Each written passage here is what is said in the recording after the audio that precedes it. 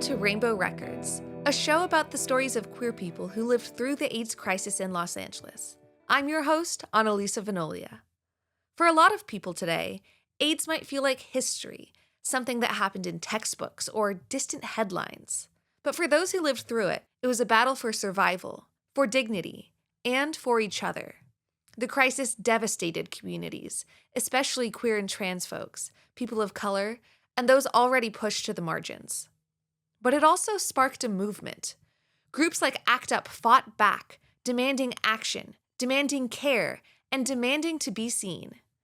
This podcast is about those voices, the people who loved, lost, fought, and survived. Their stories matter, and they still have so much to teach us. So let's listen.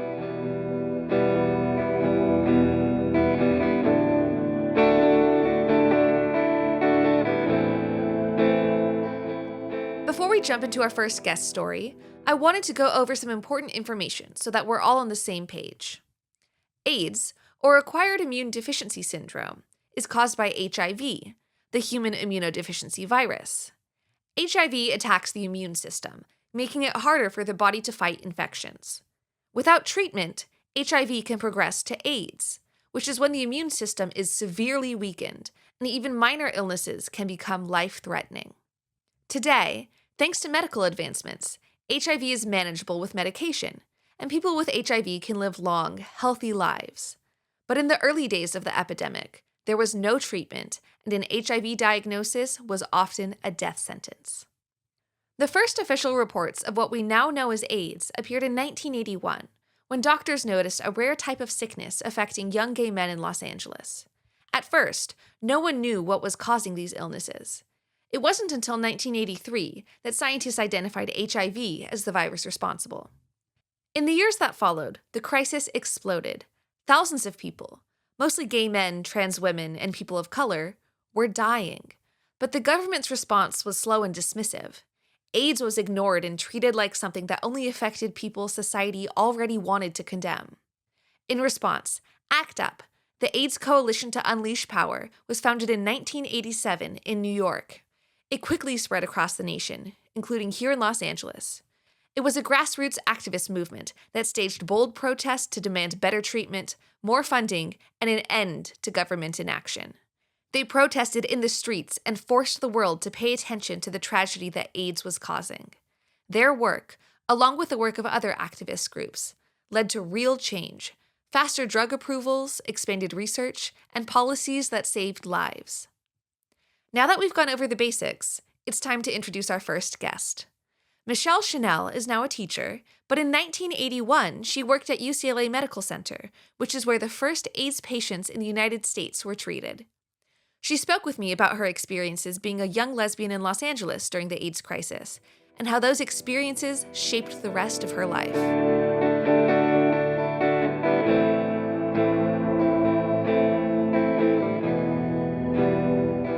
My name is Michel Chenelle. I'm a teacher, a middle school teacher. I'm 65 years old, and I grew up in a small town called National City in a little suburb of San Diego. When did you move to Los Angeles? I moved to Los Angeles in 1979 to go to UCLA. Describe for me what life was like as a young adult in the time before AIDS was discovered in the U.S. It was really fun. It's something that I think a lot of people don't understand. There was a little bit of danger involved, and you were really doing something wrong and illegal, and there was a lot of excitement around going out.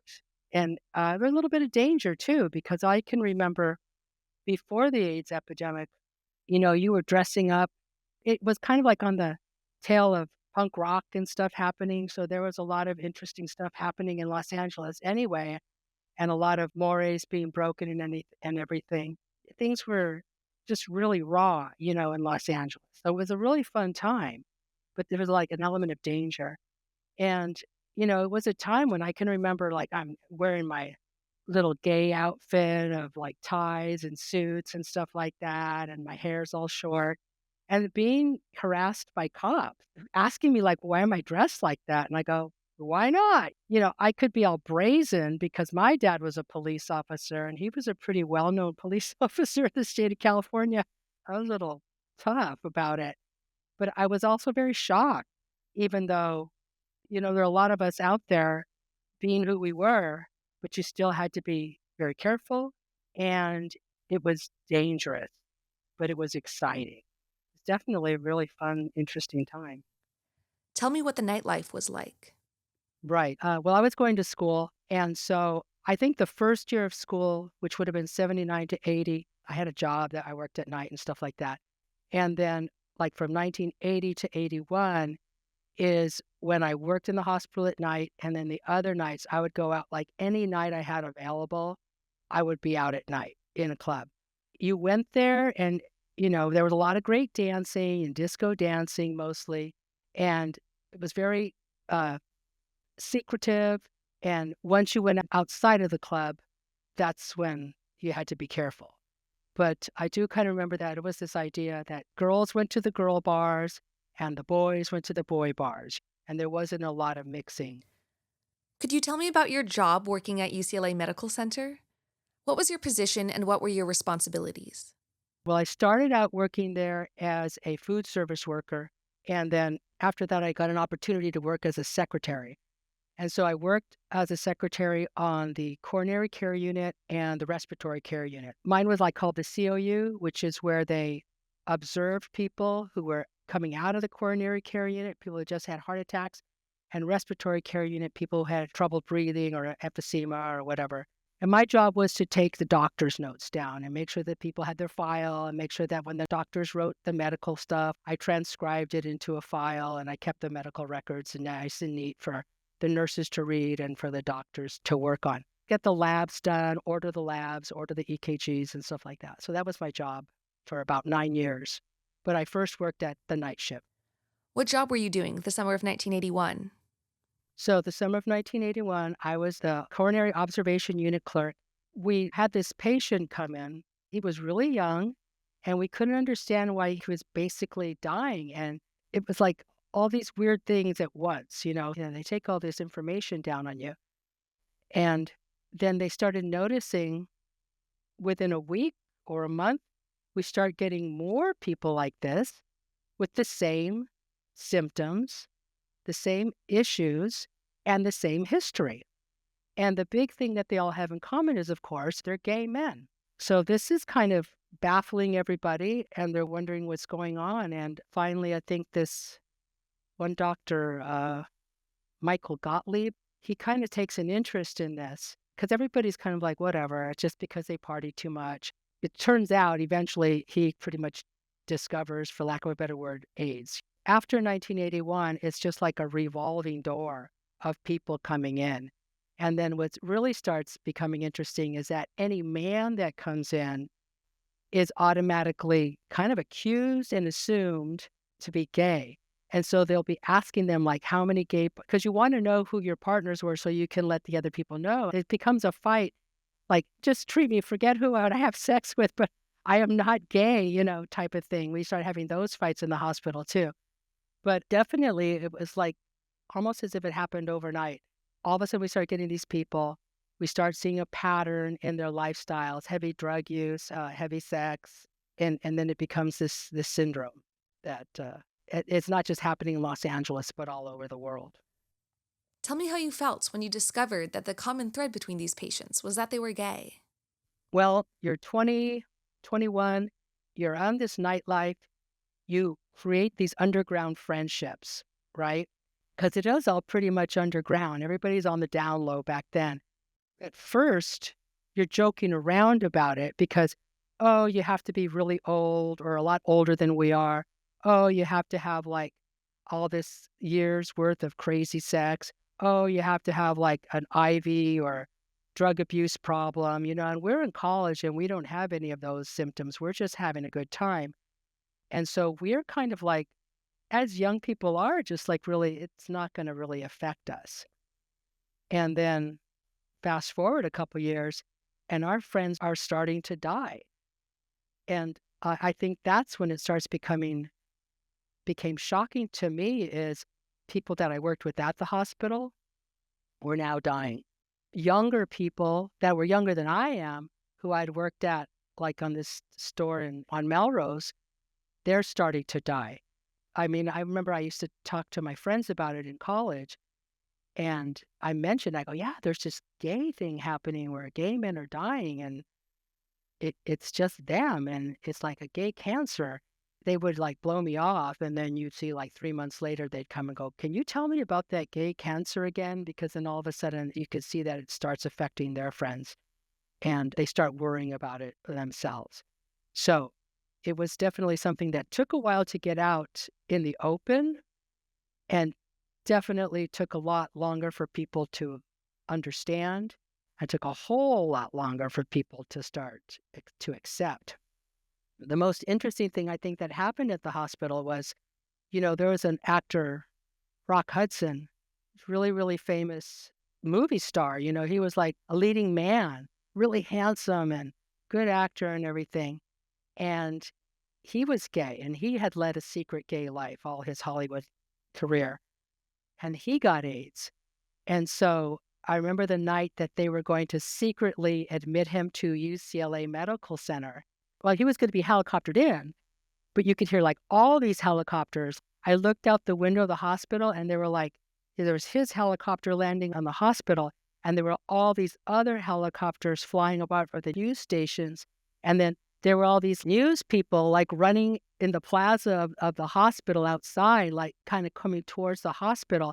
And then people were rushing the hospital trying to get in. And I went to go deliver some labs or something. And I went on the elevator, and the elevator door opened, and I went to get on, and they wouldn't let me on the elevator because he was on the elevator. They were taking him up to the private floor. But that was a big deal, because when he had admitted that he had AIDS, that's what it took for people to start really putting a human face to it and understanding it, or try to understand it.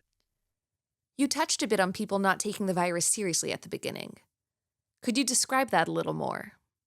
One of the things that they thought might have been a catalyst for AIDS or HIV, because we called it GRIDS back then. It was gay-related immunodeficiency syndrome.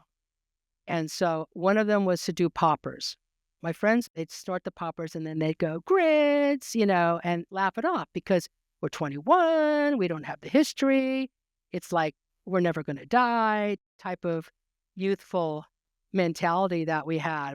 Not laughing at the people who have it, but just laughing at we can never get it. Or regardless, we're going to do what we want to do. Another thing, we would have like pickup contests. So we would say like, well, who could pick someone up in the bar? My friend, he was like, well, I get 20 extra points. Because like if I pick someone up, the chances of me getting AIDS are going to be greater than anybody. So I have a lot to lose. So I get more points. But that was the kind of dark humor that we had, like gallows humor that we had in the beginning.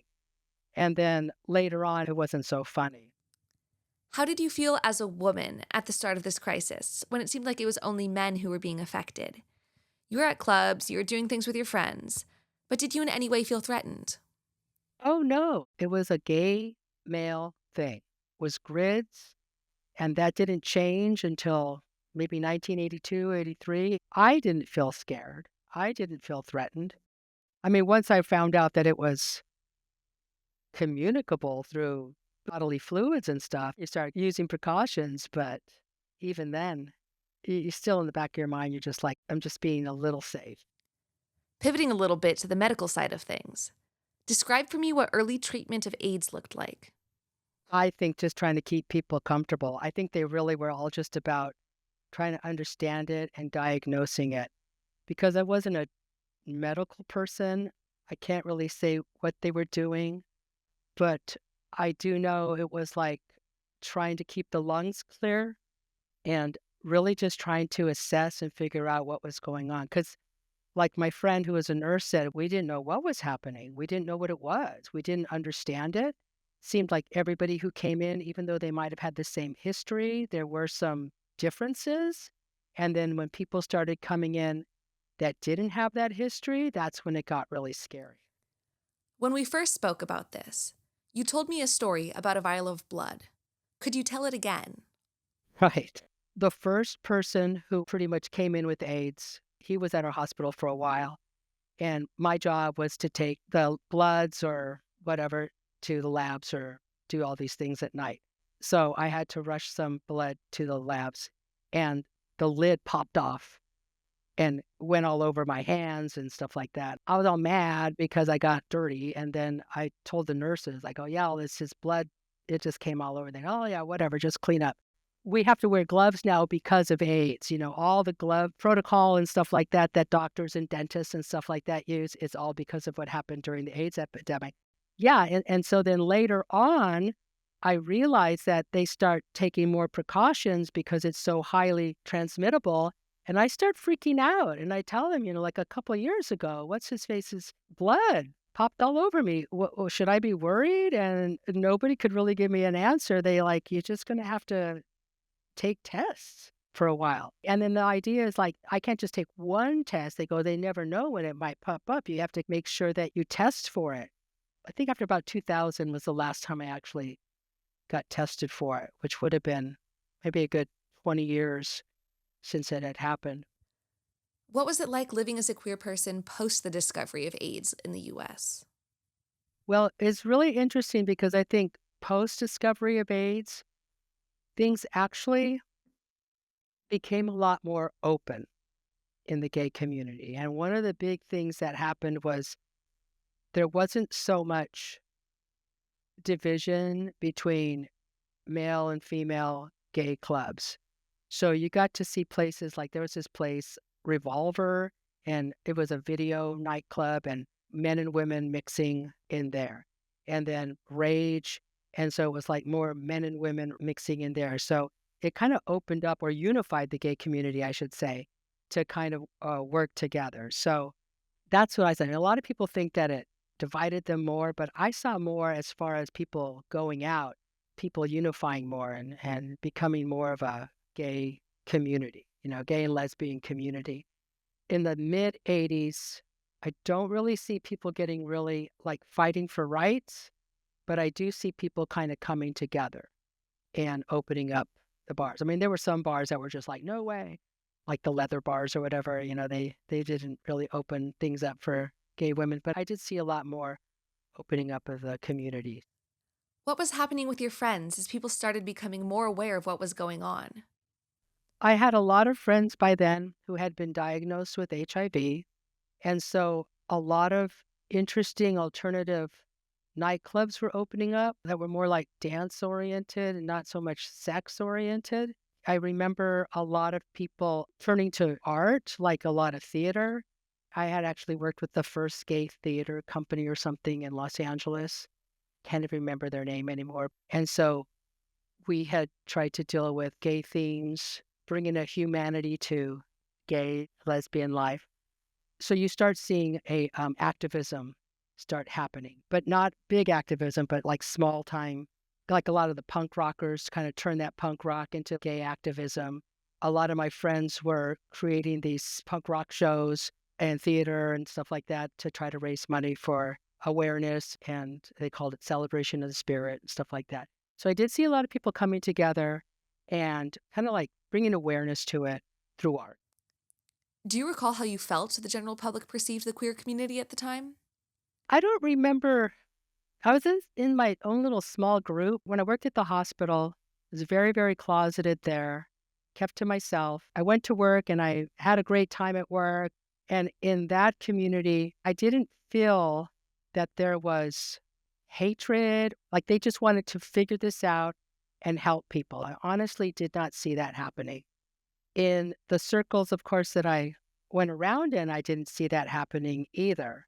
It's interesting because I think living in Los Angeles, you're very sheltered. I don't remember people being hateful or spiteful towards gays, but I do know that in literature or in the movies or television, you get this kind of, or news, you get this idea that, you go to the gay pride and you have those people in the corner like, you deserve to die, shame on you type stuff.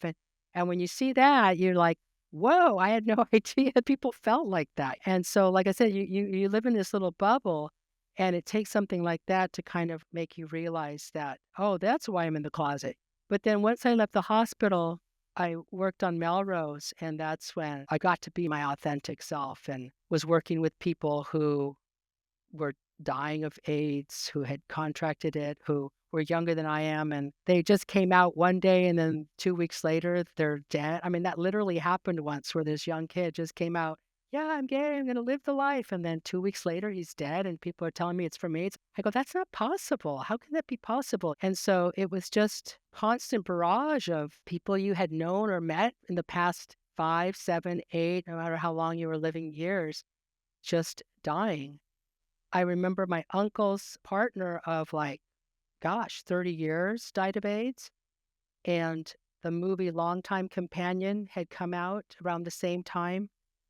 And this was quite a few years after I had worked at the hospital.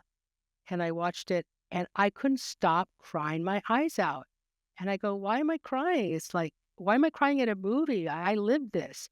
And I think I realized at that time that I had been holding all that anger and sadness and everything in because it just kept coming at you that all of a sudden you're like, bloop, put up a wall and just like can't face it.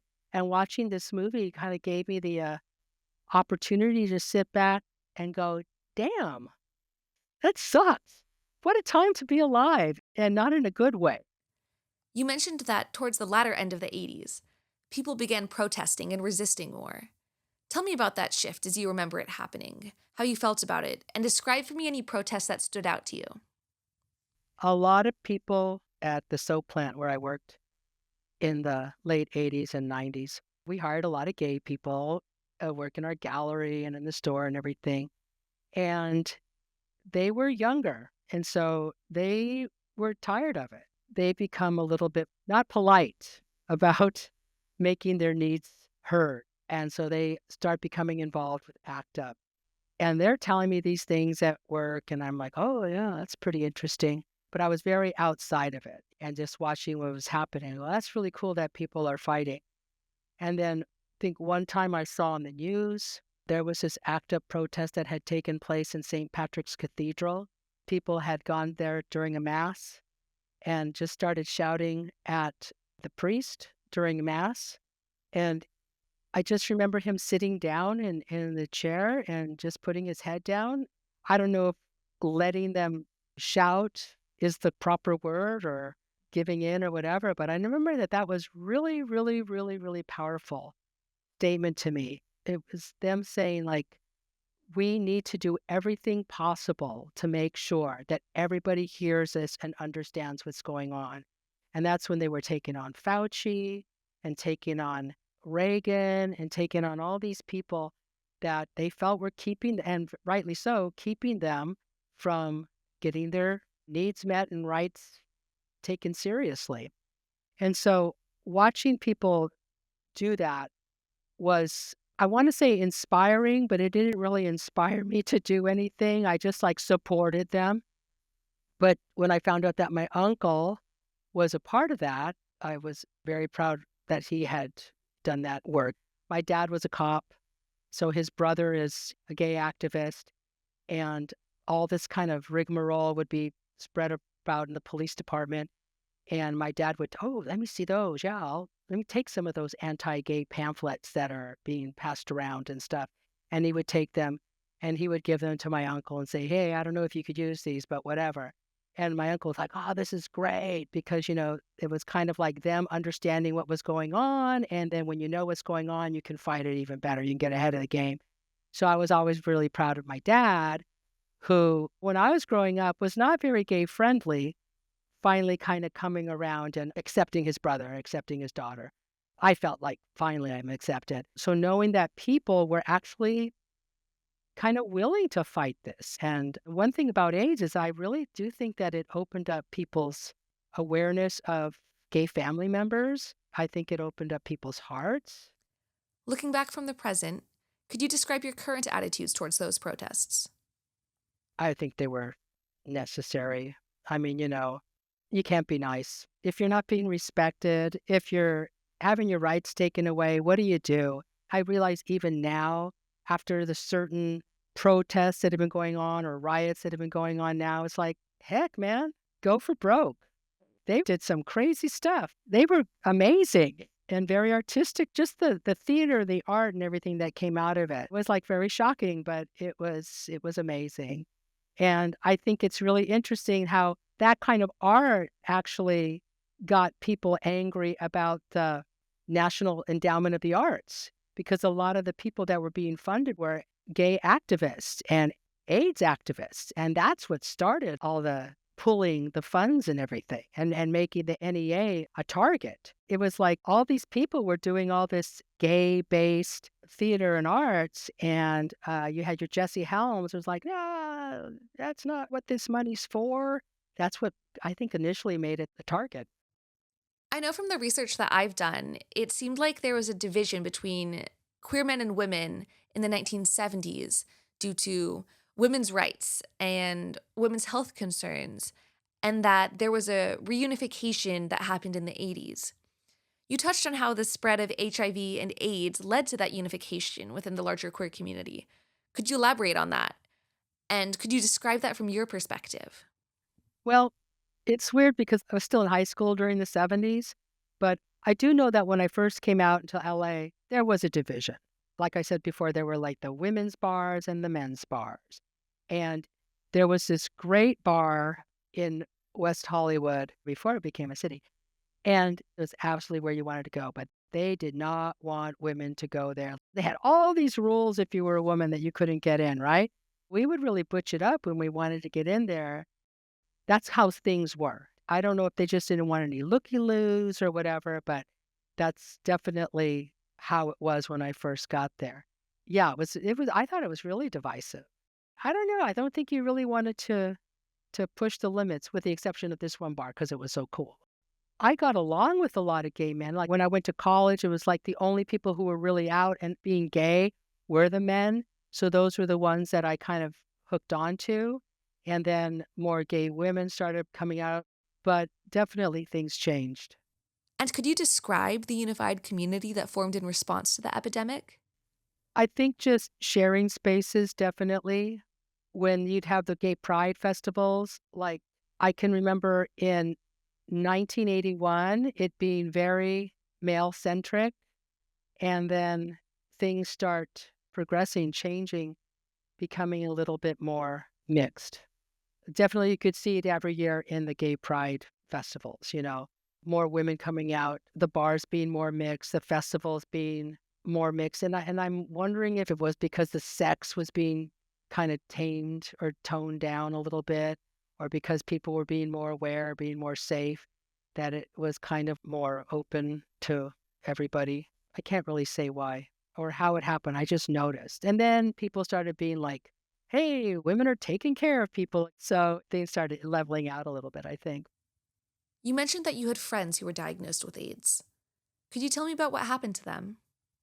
Well, a lot of them, you kind of wondered because of their history and because of the way they were acting, what the story was, but you didn't want to ask.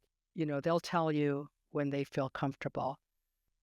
I always wonder if like it was a death sentence to be told because so many people were told you have HIV and then the next thing you know, they were gone. I had one friend who was diagnosed in the '80s and he's still alive and managed to be able to take the cocktails and stuff like that and is living a full life. And then I've had some who just kind of disappeared and I never saw again. A lot of them would move home and then you never heard from them, or if you did, you heard that they had died. So a lot of people would just go back to their parents' house and then die at home. What are the biggest lessons you learned living through the epidemic? Unfortunately, that sometimes it takes a tragedy for people to learn how to be good to each other. Definitely after talking today, understanding that out of the bad, it's kind of like there's art and power, the freedom. It woke up the gay community. It was like in the '70s, there was a sexual revolution and women's power and all kinds of Chicano power, all kinds of things happening. But unfortunately, it took AIDS to kind of jumpstart, I think, the gay movement to what it is, and asking for rights, really opening up people's concepts of what sexuality is but definitely waking up gay people and having them go like, we're not putting up with this anymore, and making it a real movement.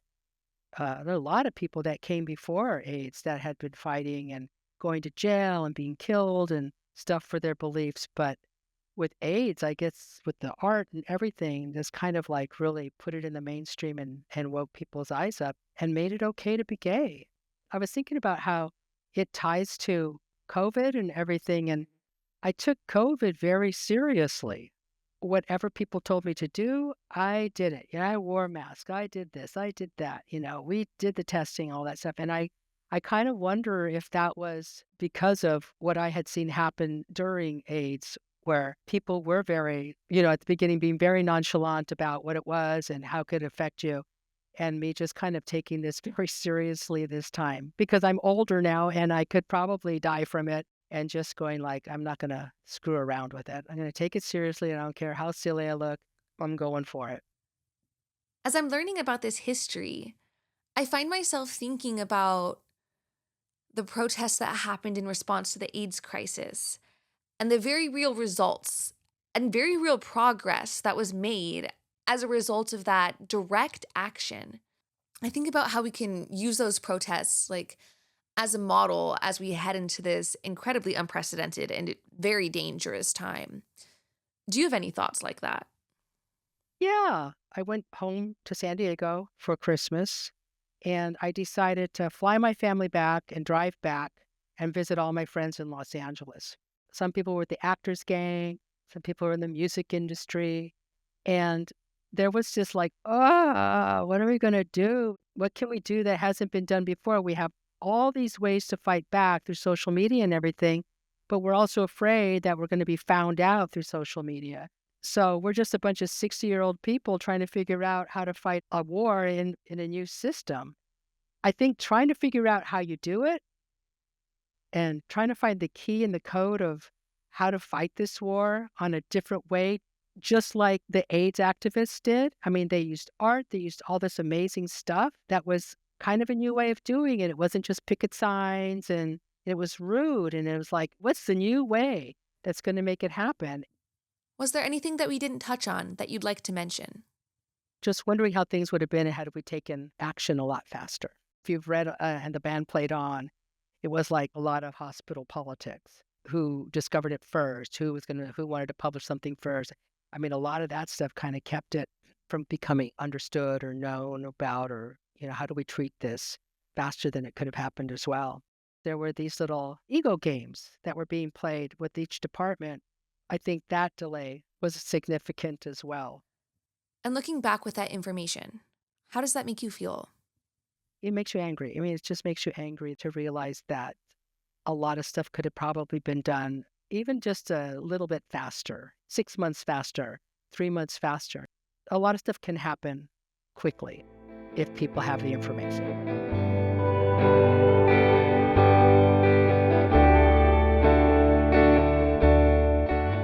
We'll never know how many lives could have been saved.